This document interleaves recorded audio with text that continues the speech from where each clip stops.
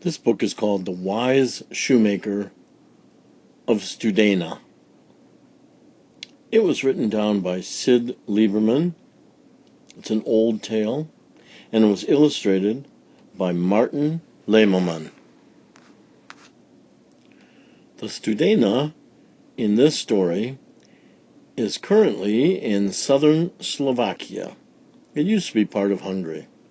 It is about a 2-hour drive from Budapest, the biggest city in Hungary. If you were going on foot, it would take you about 30 hours of walking. And on horseback, if the horse was going slowly, maybe 15 to 20 hours. Yosi was a shoemaker in the tiny village of Studená in the mountains of Hungary. He was skilled at mending shoes, but he was even better at giving advice. Every day, the villagers would crowd into his shop, asking his opinion about one problem or another. Some days, Yosi talked more than he worked. Word of the wise shoemaker of Studená spread throughout the land. Soon, rich men and even noblemen from all over Hungary began to visit Yosi. They would pull up in huge carriages, squeeze into Yosi's little shop, and fight for just a moment of his time.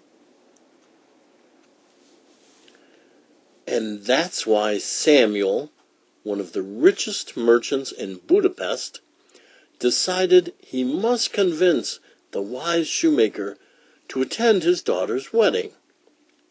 Samuel was a man who liked to show off. He had the biggest house, the best clothes, and the largest belly of any merchant in town. "Don't envy me," he chuckled. "I'll be the first man in Budapest to host the wise shoemaker of Studená." Samuel had never met Yosi, but he sent him a long letter, praising his wisdom and begging him to come to Budapest for the wedding. The wise shoemaker was delighted. He had never seen Budapest, and he had always dreamed of going there. Yosi closed his shop immediately and ran home to tell his wife the good news. "But what will you wear to such a wedding?" asked the wife. "Even your best clothes aren't good enough." Yosi simply smiled. "Why should I worry about what I wear? A goat has a beard, but that doesn't make him a rabbi." It was a long trip to Budapest, but Yosi was so excited he hardly noticed the bumpy road. It turned out to be even grander than he had imagined. The people wore splendid clothes. The buildings towered above him. They looked like palaces. As he walked, Yosi craned his neck in all directions. Suddenly, he tripped on the cobblestone street and fell into a mud puddle. When he got up, Yosi was covered with mud and found that one of his sleeves had ripped. "Oh, what would my wife say about my clothes now?" the shoemaker muttered to himself. "I will have to apologize to Samuel, but when I explain, he will certainly understand." At the door of his fine house, Samuel was greeting guests. As he peered down the street, he saw a man approaching, dressed in ripped and muddy clothes. Samuel frowned. "That man's a beggar. I don't want any beggars at my daughter's fine wedding."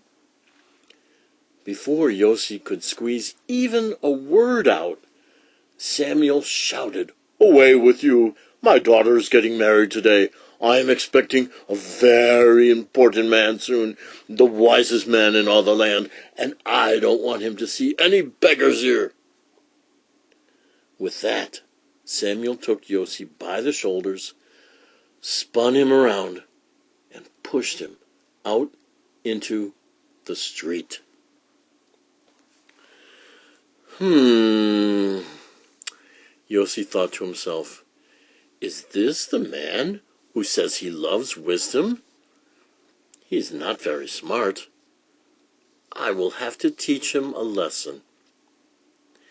Immediately, Yossi hurried off to the mansion of a nobleman who had visited him in Studená the week before.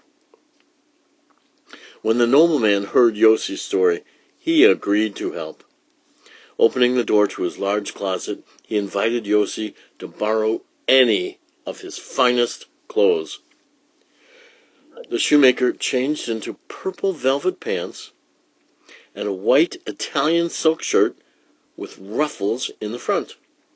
He pulled brown leather boots up to his knees and donned a gold and silver brocade coat. The nobleman perched a large black silk hat on Yossi's head. Then Yossi took the man's walking stick with a magnificent gold knob, and off he strode to the wedding. This time, when Samuel saw Yossi coming, he thought, that must be the shoemaker! Look how beautifully he's dressed! I knew he was a great man! Samuel greeted him with the greatest respect. He took the shoemaker by the hand and proudly introduced him to all his guests. After the wedding ceremony, Samuel seated Yossi in a place of honor right next to the bride and groom. Wine was served, and Samuel rose to toast the new couple. To your health and happiness! Everyone stood and drank a glass of wine. That is, everyone but Yossi. The shoemaker just stood there, holding the glass and smiling at everyone. The whole crowd leaned toward him, expecting that the wise shoemaker would say something wonderful. But Yossi didn't say anything. He simply pulled his purple trousers away from his body and poured the wine down his pants. Oh, some people laughed, and some whispered in amazement. But no one said a word to Yossi, for, after all, he was the wise shoemaker of Studená. The rest of the meal continued in the same way. Yossi poured chicken soup into his boot and swished it around. He smeared carrots down one of his arms and sauerkraut up the other. He pushed potatoes into his shirt and tossed peas into his hat. He very carefully placed cabbage balls into one of his coat pockets and chicken paprikash into the other. Then he merrily squashed them. The guests were astonished. No one knew what to say or do. Of course, some of the children tried to imitate Yossi, but their parents didn't let them get very far. When dessert was served, Yossi held up a piece of apple strudel, grinned, and mashed the pastry against his chest. Finally, Samuel had had enough. He leaped to his feet. "What are you doing?" he shouted. "I invited you here to honor my daughter. You are known for your wisdom. But instead of speaking wisely or teaching us anything, you have been acting like a madman." "Oh," said Yossi, looking startled. "But I have been teaching you ever since the meal began. You see, I was the man you threw out earlier. You drove me off because you thought I was a beggar, and you thought that simply because of the way I was dressed. But when I returned, dressed in the clothes of a rich man, you treated me with honor and respect.